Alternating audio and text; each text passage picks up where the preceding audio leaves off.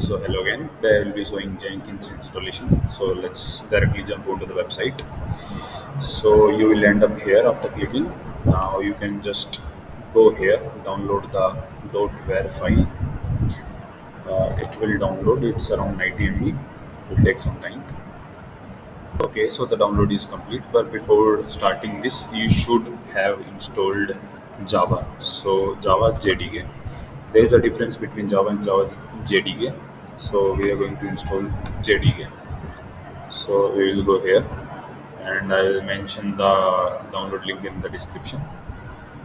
So you can download it from here. I have already installed. Okay, so here is our downloaded file.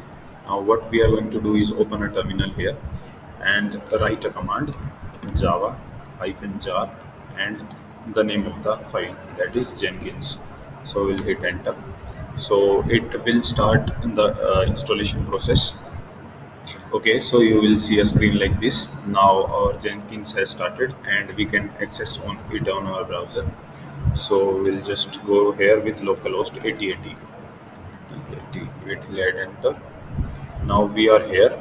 So if you are a new user, you will be given initial password in this terminal only, and you need to enter that initial password here. So for now, I have already created a user. I will just go with the username and password. I will just click on sign in, and it is loading.